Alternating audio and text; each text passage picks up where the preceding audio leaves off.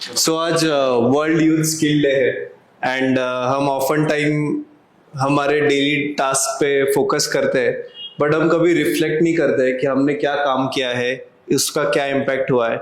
तो आज सब ये चीज़ों पे हम चर्चा करेंगे कि हमारा काम का क्या इम्पैक्ट है और बेसिकली क्या प्रिंसिपल पे, क्या वैल्यूज पे हमने काम करना चाहिए, स्किलिंग क्यों ज़रूरी है, ये भी हम ये सारे टॉपिक्स पे आज हम डिस्कस करेंगे। तो फर्स्ट ऑफ ऑल आप सभी लोगों का, आप आज स्किलिंग का टीम पूरा उन्नतव फाउंडेशन का आया है एंड हम एक चर्चा करेंगे क्या स्किलिंग क्यों इम्पोर्टेंट है। तो आप सभी लोगों का धन्यवाद। फर्स्ट ऑफ ऑल आप बहुत इंटेंसिवली ग्राउंड पे हो, ऑफिस में हो, डोनर्स के साथ कम्युनिकेशन कर रहे हो, बहुत आप इंटेंसिवली काम कर रहे हो। So now will discuss journey one by one. तो सबसे पहले मैं आपसे जानना चाहूंगा कि एक गांव का लड़का जब एक शहर में स्किलिंग करने आता है तो क्या परिवर्तन होता है उसमें? यस बिल्कुल सर। जैसे कोई भी गांव का लड़का मतलब गांव से अगर शहर में आ रहा है तो शहर में कैसा है कि शहर का थोड़ा सा माहौल अलग होता है, मतलब अलग तरीके होते हैं, अलग तौर तरीके इनके होते हैं। और गांव में से अगर कोई भी कैंडिडेट हो यहाँ पे आता है सिटी में, तो सिटी में जैसे उसको अलग तरीके से जीना होता है, हॉस्टल में रहना होता है, उसके फूड्स चेंज हो जाते हैं। देन ये भी है कि अगर सिटी में वो आ रहा है तो यहाँ पे एक साथ रहना, अपने दोस्तों के साथ में रहना, तो उसका थोड़ा सा माइंडसेट एक अलग हो जाता है, क्योंकि उसको आदत नहीं होती, गांव में से आ जाता होता है, अपने परिवार में रहता है, तो उसमें थोड़ा सा बदलाव आना शुरुआत होता है। और एक ये है कि कोई भी कैंडिडेट अगर उसको मतलब आ रहा है ना सिटी में, तो सबसे पहला उसको माहौल बदल जाता है, मतलब कि उसको तौर तरीके समझते हैं, मतलब यहाँ से बस पकड़ना होता है, ये अपना सेंटर है, उसको थोड़ा सा क्या कंपटीशन चल रहा है मतलब सिटी में, ये उसका समझ में आ जाता है। और कोई कोई कैंडिडेट ऐसे भी होते हैं कि जो नहीं सहन कर पाते ये सारी चीजें, क्योंकि ऑब्वियस है कि शहर में आ रहे हैं, सिटी में आ रहे हैं, यहाँ पे थोड़ा सा फास्ट लाइफ होता है। कंपेयर करें हम गांव और कंपैरिजन करें शहर में, तो ये थोड़ा सा फास्ट लाइफ वाला होता है शहर वाला। यहाँ पे टिकना, यहाँ के तौर तरीके सीखना, यहाँ का फूड कंज्यूम करना, तो ये उसको कभी कभी नहीं सहन कर पाता वो। तो इसी वजह से कोई कोई कैंडिडेट यहाँ पे घट भी जाते हैं हमारे यहाँ पे जब स्किलिंग में आते हैं। और दूसरा ये होगा एक चेंजेस वाला, और दूसरा प्लस उसको यहाँ पे रहना प्लस ट्रेनिंग भी लेना होता है। मतलब कैंडिडेट तो यहाँ पे आ रहा है, सिटी में आ रहा है, रह रहा है, बट यहाँ पे उसको सीखना भी है, हर रोज उसका लेक्चर भी अटेंड करना होता है, देन उसको ध्यान में भी आना होता है, दिन बाद में फिर यहाँ पे रहना, सोना, सब कुछ होता है। कुछ कुछ कैंडिडेट गाँव की यादें भी आती हैं। मतलब ये भी हमारा एक्सपीरियंस रहा है कि अगर कोई बच्चे यहाँ पे शहर में आ रहे हैं तो उसमें से 4-5 लोग तो हमेशा निकल जाते हैं गाँव के लिए, तो उनको फिर काउंसलिंग कराना होता है, फिर शहर में आना होता है। तो ऐसा एक हमारा अनुभव रहा है कि सेंटर बेस्ड स्किलिंग में ये बात। ओके और बेसिकली मैं आपसे जानना चाहता हूँ कि एक जब कैंडिडेट ट्रेनिंग कंप्लीट होता है और वो जब उसका टाइम आता है कि अभी वो जॉब पे जाएगा, नौकरी पे जाएगा, तो वो नौकरी पे जाने के लिए क्या माइंडसेट होना ज़रूरी होता है?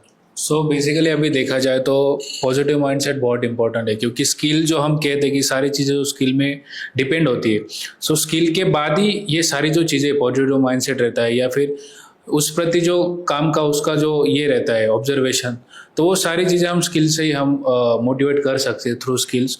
और जैसे कि देखा जाए कि हमारे इंडिया में आज हम अनएम्प्लॉयमेंट डे मना रहे हैं, बट ये क्यों हो रहा है? क्योंकि बेसिकली जो स्किल्स है जहाँ पे कहीं पे वो कम पड़ रहे हैं, तो 5.5% का आज रेशो है, तो हम अल्टीमेटली उसको अभी कम कर रहे हैं थ्रू स्किलिंग। सो ये स्किलिंग के बाद ही प्लेसमेंट जो आता है, तो ये पॉजिटिव वे से करके हम उसको घटा सकते हैं और हम आगे बढ़ सकते हैं इसके लिए। उसकी आदत जो होती है, वो इसके पहले फार्मिंग कर रहा है या अनऑर्गेनाइज काम कर रहा है, वो आदत कैसे चेंज होता है? वो आदत जैसे हम मान लो कि जैसे हम कोई प्रोजेक्ट वहाँ पे रन कर रहे हैं और हम कोर्स ले रहे हैं, तो पहली बात तो कोर्स के प्रति उसका जो स्किल्स रहता है वो पॉजिटिवनेस रहता है, तो उसके प्रति वो रिफ्लेक्ट होने के बाद ही वो चेंज होता है। क्योंकि क्या है कि एम्प्लॉयमेंट जो रेशो है वो बहुत अभी मैंने जैसे बोला कि 5% है, बट क्या होता है कि फार्मिंग में जिसको उतना ये मिलता है उसको, तो वो वही माइंडसेट चेंज होता है कि अगर हम फार्मिंग ही करेंगे तो हमारा जो फाइनेंशियल कंडीशन जो है वो कभी चेंज नहीं होगा। सो बेसिकली स्किल्स ये कहते हैं कि अगर हम स्किल्स ले रहे हैं तो हमारे अल्टीमेटली फाइनेंशियल जो कंडीशन है वो अल्टीमेटली चेंज हो जाएगी। तो ऐसा में अगला कि महिला भी स्किलिंग में आना बहुत ज़रूरी है। और इस आज इंडिया का अगर वुमेन पार्टिसिपेशन देखे कोई भी जॉब में, इनफैक्ट हम आज ग्रुप भी है तो सारे जेंट्स खड़े हैं, तो महिलाओं ने वर्कफोर्स में आना बहुत जरूरी है। तो इसके लिए अभी महिलाओं के क्या चैलेंज होते हैं, और महिलाओं के शादी के बाद भी चैलेंज अलग होते हैं, शादी के पहले भी अलग होते हैं, तो उनके चैलेंजेस और क्या अपॉर्चुनिटीज है महिलाओं के लिए? राइट, एक्चुअली हाँ, ये सही बात है। सब यहाँ पे भी जेंट्स है, लेकिन स्किल सब में है, महिलाओं में भी है एंड मैन में भी है। तो ओवरऑल इंडिया में देखा जाए कि हम जिस तरह से ट्रेनिंग प्रोवाइड कर रहे हैं महिलाओं को, स्पेशली जो हाउसवाइफ होती है मतलब शादी के बाद वाला जो उनका इन्वायरमेंट होता है, उनके अंदर स्किल होते हुए कुछ नहीं कर पाती है, कुछ भी नहीं करती है। जस्ट खाना बनाना है और जस्ट घर वाले को परोसना है, इतना ही काम करती है। वो उनके स्किल जो है दबते हैं, तो उनके लिए क्या होता है, बहुत सारी अपॉर्चुनिटीज होती है, उनके अंदर की स्किल को हम एक प्लेटफॉर्म देने की ज़रूरत होती है। तो हम ऐसे प्लेटफॉर्म उनको दे सकते हैं, जैसे कि घर में बैठ के महिला कुछ ना कुछ सिलाई का काम कर सकती है, वो 1-2 घंटा सिलाई के लिए दे सकती है, पापड़ मेकिंग के लिए दे सकती है। ये भी स्किल्स है, घर में बैठ के कुछ प्रोडक्ट्स बनाना, वो मार्केट में लाना। तो ऐसे इनिशिएटिव जो हाउसवाइफ होती है उनको हम दे सकते हैं, या दिए हैं हमने। तो मुझे लगता है कि इस तरीके के स्किल्स है, इस तरीके के इनिशिएटिव्स है, आजकल महिलाओं के लिए बहुत सारे वरदान बन रहे हैं। मुझे लग रहा है कि ये ग्रोइंग स्टेज में है हम बहुत सारे। और ऐसी अभी कुछ फीमेल्स ऐसी है जिनको मतलब बिफोर मैरिज वाली स्टेज में वो ट्रैवल कर सकती है, वो जगह चेंज कर सकती है, अदर स्टेट में, अदर लोकेशन पे शिफ्ट हो सकती है। उनके लिए बहुत सारी अपॉर्चुनिटीज होती है।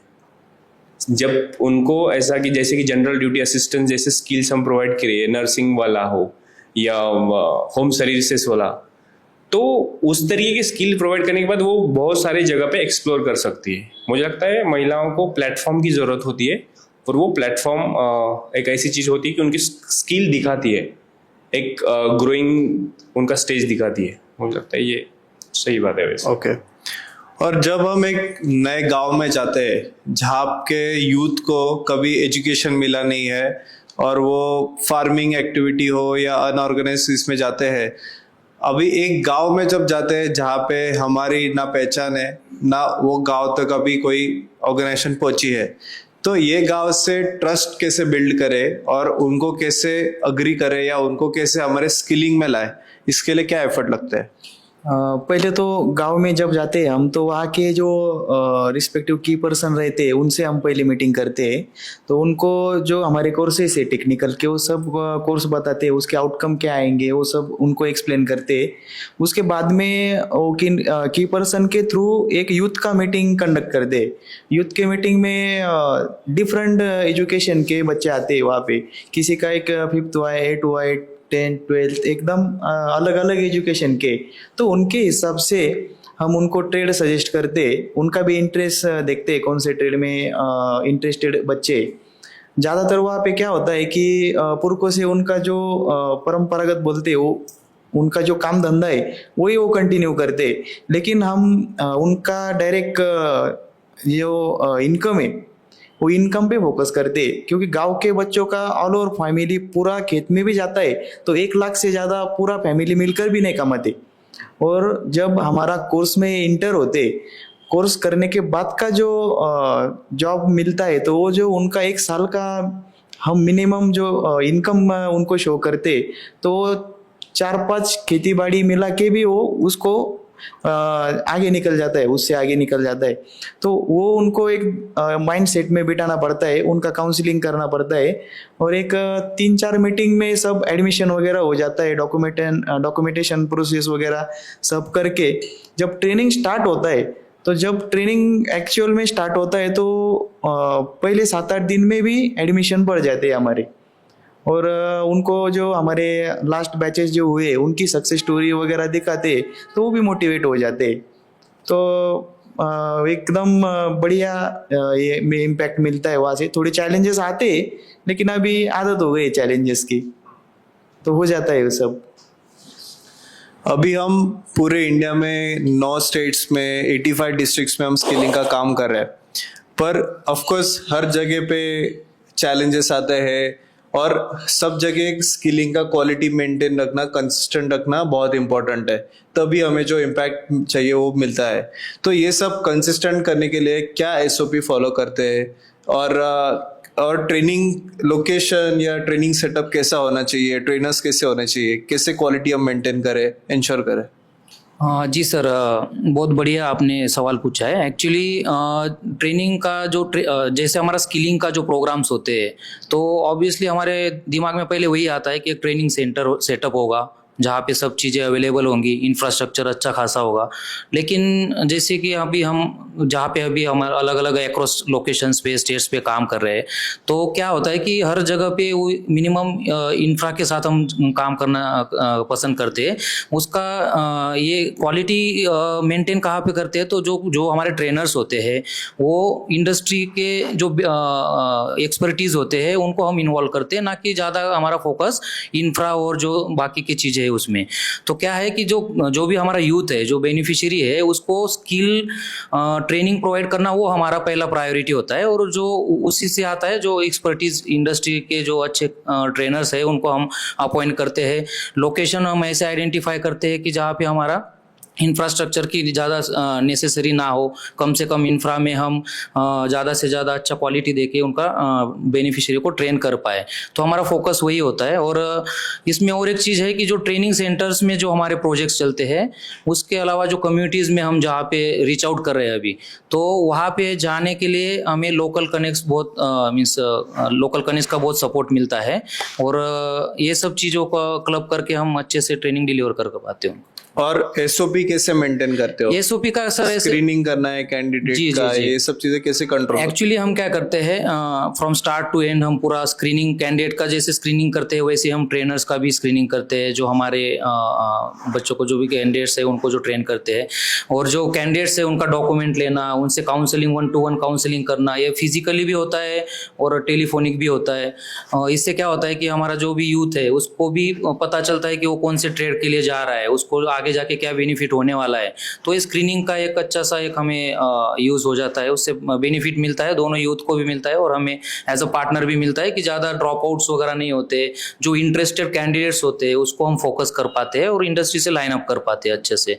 तो स्क्रीनिंग हम ऐसे करते हैं कि जैसे मैंने बोला कि जैसे बैच रेडी होता है तो मोबिलाइजेशन करने के बाद जैसे बैच का डेटा आ जाता है, हमारे हेड ऑफिस से भी हमारे जो टीम है उनको कॉल करती है इंडिविजुअली। हर एक कैंडिडेट का बैकग्राउंड चेक किया जाता है कि वो अभी क्या कर रहे हैं, आगे उनके क्या ड्रीम है, या तो क्या सोच रहे हैं, वो ट्रेनिंग क्यों करना चाह रहे हैं। ये सब चीज़ों को हम अच्छे से मॉनिटर करते हैं, देन उसको हम रजिस्टर करते हैं जो भी कुछ पर्टिकुलर हमारे कोर्सेस है उसमें। अगला क्वेश्चन है कि ये पूरा स्किलिंग में इतने हजारों बच्चों को हम ट्रेनिंग करते हैं, ये सब पे मॉनिटरिंग कैसे करें, इवैल्यूएशन कैसे करें, कैसे कंसिस्टेंट और पोस्ट प्रोग्राम ट्रैकिंग कैसे करें, इंश्योर कैसे करें कि सही जो इम्पैक्ट चाहिए वो मिल रहा है? ओके जी सर। सर अभी डेली बेसिस पे हमारे यहाँ पे जो भी ट्रेनिंग होते हैं, हर एक बैच का ट्रेनिंग हो रहा है, तो उसका डेली बेस पे हम उनका ट्रेनिंग का रिपोर्ट मंगवाते हैं। उसमें फ़ोटोज़ भी रहते हैं, तो उसमें जो फ़ोटोज़ में जो जितने कैंडिडेट दिखाए एक्चुअली उतना जो बैच का साइज है उतना मैच हो रहा है कि नहीं, या फिर कहीं पे कोई डिफरेंस आ रहा है, उसके हिसाब से हम उसको मॉनिटर कर रहे हैं। और उसमें हम ये भी ले रहे हैं कि ट्रेनर ने कौन सा टॉपिक कवर किया है, वो टॉपिक पूरा अपना सिलेबस में बैठ रहा है कि नहीं। लास्ट में ये भी हम देखते हैं जब बैच खत्म हो रही तब उस टाइम कि एक्चुअल कितना कैंडिडेट ने पूरा ट्रेन हुआ है और कितना सिलेबस कवर किया है। और पोस्ट का भी हम यानी कि इस तरह से मॉनिटर करें सर यहाँ पे। और डॉक्यूमेंटेशन का क्या रोल होता है, और क्या क्या टाइप से डॉक्यूमेंट से हम इंश्योर करते हैं कि सही कैंडिडेट को हुआ है सिलेक्शन या ट्रेनिंग? यस सर, शुरू में ही हम डॉक्यूमेंट कलेक्ट करते हैं स्क्रीनिंग के वक्त कैंडिडेट का, ताकि डॉक्यूमेंट लेके हम उनको कॉलिंग भी करते हैं कि वो कैंडिडेट को इंटरेस्टेड है कि नहीं कोर्स के लिए।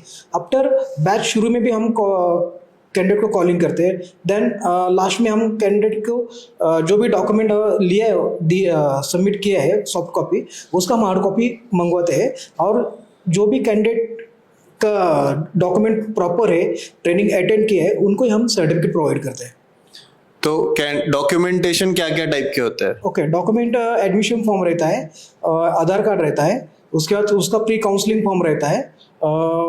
उसके बाद कुछ यानी कि अभी अलग अलग डोनर के हिसाब से कोई डॉक्यूमेंट है, बट उसमें ज़्यादातर pre counselling form, admission form और कैंडिडेट अटेंडेंस, इस पे हम ज़्यादा फोकस कर रहे हैं। और कैंडिडेट का जो ट्रेनर का जो सिलेबस है वो पूरा प्रॉपर कवर किया है कि नहीं, उसका पूरा डिटेल रहता है उसमें। Mid assessment form, and assessment, yes yes sir. और फिर कोर्स के बाद का उसके जॉब प्लेसमेंट के documentation. Document, yes sir. Yes.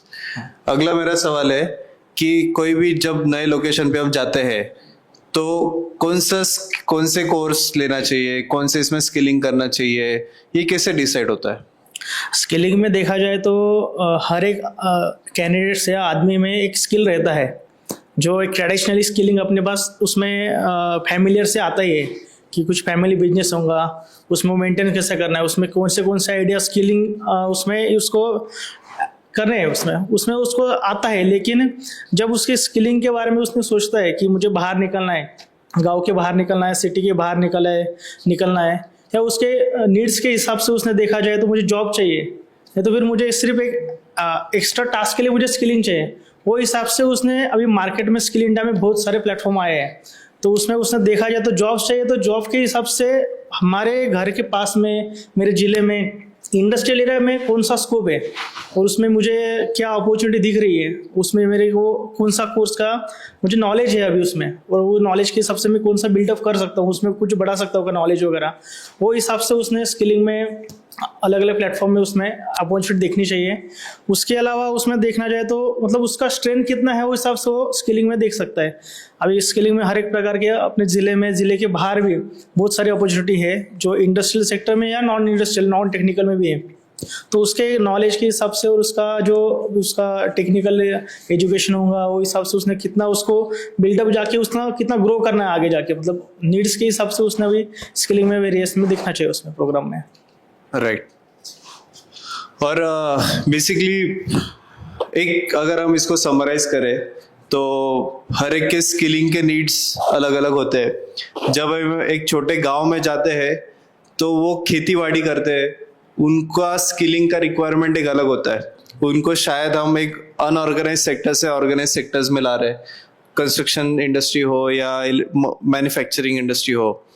वही अगर हम एक शहर में आते हैं और शहर का जब अनएम्प्लॉयड यूथ देखते हैं तो उसका स्किलिंग का रिक्वायरमेंट अलग होता है। उसको शायद एक कंपनी में नौकरी चाहिए हो, या उसको शायद मैनेजर या एज अ ट्रेनी स्किलिंग की ज़रूरत है। वही अगर हम एक कॉलेज के बच्चे के पास जाए जो इंजीनियर है या जो कोई डिप्लोमा ये हुआ है, तो उसकी स्किलिंग की रिक्वायरमेंट अलग है। वो शायद हार्ड स्किल्स पे ज़्यादा फोकस नहीं करता है, बट उसको शायद soft skill, communication skill, leadership skills और उसको टेक्निकल स्किल सेट कि जिससे उसको वाइट कॉलर जॉब मिले, उसकी ज़रूरत है। वैसे ही जब हम आगे बढ़ते हैं, करियर्स में जाते हैं, जॉब्स कर रहे हैं, तो फिर स्किलिंग की रिक्वायरमेंट शायद अलग हो जाती है, क्योंकि एक ही स्किल पे हम हमारे जॉब पे कंटिन्यू नहीं कर सकते। हमें हर साल कंटिन्यूस अपग्रेड करना होता है। अभी तो एआई का ज़माना आया है, तो हम सबको शायद एआई का अपस्किलिंग करने की ज़रूरत है। तो स्किल डेवलपमेंट या स्किलिंग एक ऐसा सेक्टर है कि जिसकी ज़रूरत हर एक पर्सन को है, हर एक पर्सन को अपने एज ग्रुप के हिसाब से, अपने ज्योग्राफी के हिसाब से, अपने करंट जॉब के हिसाब से, प्रोफेशन के हिसाब से सबकी ज़रूरतें अलग अलग है। तो ये काफ़ी इंपॉर्टेंट है।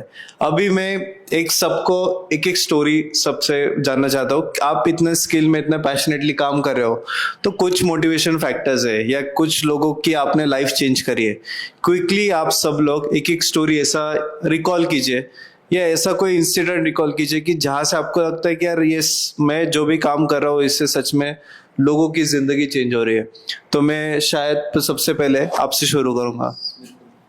यस बिल्कुल। तो मेरा जहाँ तक एक्सपीरियंस है और जहाँ तक मैं इस सेक्टर में काम कर रहा हूँ, जैसे कई लोगों का हमने लाइफ ट्रांसफॉर्म किया है, बट एक एग्जांपल मेरे सामने है कि एक ब्लॉक है, पेड ब्लॉक में से एक कैंडिडेट है जो हमारे यहाँ पे सेंटर पे आया था और जिसने हमारे यहाँ पे सोलर का ट्रेनिंग लिया था एक कैंडिडेट ने।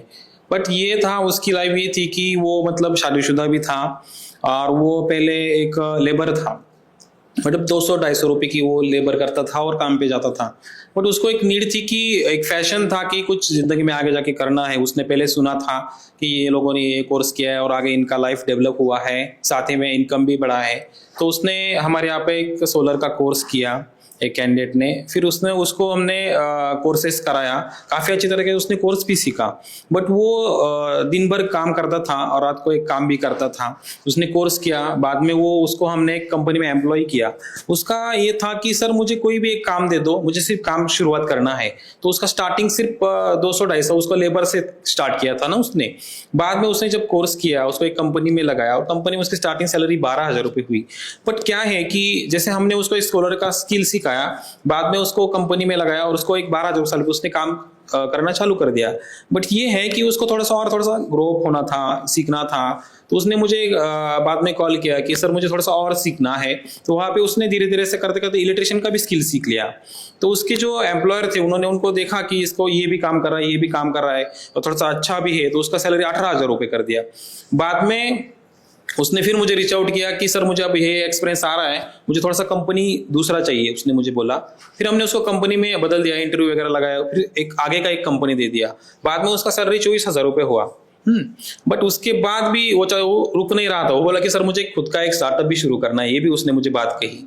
तो मैंने फिर उसको आइडिया दिया कि बिफोर स्टार्टअप आप ना एक ऐसा कॉन्ट्रैक्ट ले लो, ऐसा कोई स्टार्टअप आप शुरुआत कर सकते हो। तो फिर उसने क्या किया, जो गांव के जो थोड़े 10वीं 12वीं के लड़के थे उनको रोजगार देना शुरुआत कर लिया। उसने क्या किया, एक कॉन्ट्रैक्ट उठाया, एक कॉन्ट्रैक्ट ले लिया और एक 10-12 लोगों को एम्प्लॉय कर दिया और उनको भी वो सैलरी दे रहा है। अभी उसका इनकम 50,000 पर मंथ हो गया है ये कैंडिडेट का। तो ऐसा मतलब 200-250 काम कर रहा था और हमारे यहाँ पे वो लेबर था। लेबर से लेकर कॉन्ट्रैक्टर तक उसका जर्नी रहा है। तो ये जब मैं उसकी स्टोरी सुनता हूँ तो मैं खुद भी मोटिवेट होता हूँ और वो भी हमेशा लोगों को मोटिवेट करता है, वो लोग भी। और उसको भी हम जैसे कई ऑनगोइंग बैचेस है तो उसमें हम लाते हैं, उनकी स्टोरी या दिखाते। तो ये एक स्टोरी है और ये एक है कि जो मुझे खुद में भी मोटिवेट कराते हैं और ये मुझे एहसास दिलाते हैं कि ये काम मैं हमेशा चालू रखूँ, कभी भी बंद ना करूँ और ऐसे ही हमारी जर्नी चलती रहे। Yes, thank you. आपका ऐसा क्या स्टोरी जो आपको मोटिवेट करता है? सर ने बहुत बढ़िया अभी बात हमारे साथ शेयर की है कि जो प्लेसमेंट के लिए जो हमारे बच्चे, बट मेरा ऐसा आपके साथ शेयर करना चाहूँगा कि जब भी मैं हमारे बच्चों के लिए, जब भी मैं गांव में जाता हूँ और बच्चों के लिए भी अवेयरनेस सेशन लेता हूँ, तब जो बात मुझे मिलती है वो बच्चों की तरफ से, वो इतनी इंटरेस्टिंग फैक्ट रहता है वो। क्योंकि देखो, गाँव से जब भी कोई बच्चा होता है जो बाहर आता है, मतलब हमारा एरिया तो नासिक का एरिया हम देखते हैं, बट हम मल्टीपल जगह पे काम कर रहे हैं और बहुत सारे वीडीसीज में काम करे, विलेज में काम करे। बट देखा जाए तो सर ने जैसे बोला कि हम बच्चों को जब भी एम्प्लॉयमेंट देते तो वो कितने खुश होते। बट उसके भी पहले जो होता है वो हमें जो अवेयरनेस उनको हम क्रिएट करवाते हैं, तो अवेयरनेस का इम्पैक्ट इतना अच्छा होता है कि बाद में वो बच्चे हमें थैंक यू बोलते हैं कि आप हमारे तरफ आए, हमें सिखाया और हमें इतना स्किल किया। तो इससे हमें कितना, जो जितने भी चीज़ें आज हम एक्सेप्ट कर रहे हैं आपकी तरफ से, तो हमें उसका फ़ायदा हुआ। सो बेसिकली जब भी मैं जाता हूँ गांव में और उनका अवेयरनेस सेशन लेता हूँ, तो एक उनके तरफ फियर रहता है कि क्या हो रहा है, मतलब फियर इन द सेंस कि जो हम कोर्स कर रहे तो हम इतना जो टाइम दे रहे तो सच में उसका फ़ायदा हमें होने वाला है। तो बहुत सारे क्वेश्चंस रहते हैं। सो अवेयरनेस सेशन में ये सारी चीज़ें हम जब भी करते तो बच्चों के सारे प्रॉब्लम सॉर्ट आउट हो जाते और बाद में एंड में बच्चों के फेस पे सिर्फ स्माइल ही दिखाई देती है, क्योंकि उनके जितने भी क्वेश्चंस रहते हैं, जो स्किलिंग में हम जितना भी हमारा जो रन आउट रहता है, जो भी हमारा टाइम पीरियड रहता है, तो बहुत सारे क्वेश्चन होते हैं जो उनके मन में ही रहते हैं, हर एक बच्चों के मन में रहते हैं। बट वही मेरा जो इंसिडेंट मैंने बहुत बार देखा है और मैंने जो एक्सपीरियंस किया है कि ये सारी चीज़ें जब भी हम कोई सेशन लेते हैं, मोटिवेशन सेशन लेते हैं और एक साथ कुछ स्पीच रखते हैं बच्चों के लिए, तो तभी वो चीज़ें वहाँ पे सॉर्ट आउट होती है और बच्चे मोटिवेट करके फिर आगे जाके वो बहुत कुछ करते हैं। तो ये मेरा एक्सपीरियंस है बहुत बच्चों के लिए, तो बहुत अच्छा। आपने ऐसा क्या कोई महिला का स्टोरी देखा है क्या, जो ट्रांसफॉर्म हो चुका है अपने इसके बाद? यस, एक्चुअली ये स्टोरी मतलब मेरा एक्सपीरियंस ये है, जब मैं शुरुआत में वरड़ी गया था मुंबई, तब जब मोबिलाइजेशन से अभी तक की स्टोरी ऐसी है कि एक महिला को मैं मिला था शाम को 6:30 बजे मिला था। एंड देन कि मैंने बोला कि ये हमारा प्रोग्राम है, ये प्रोग्राम में आपको इनरोल करना है, आपकी स्किल इन्हांस होगी, आप कुछ ना कुछ प्रोडक्ट्स बनाओगे आगे जाके। तो महिला ने बोला कि हाँ ठीक है, वो जस्ट हाउसवाइफ ही है, हाउसवाइफ थी वो, उसने इनरोल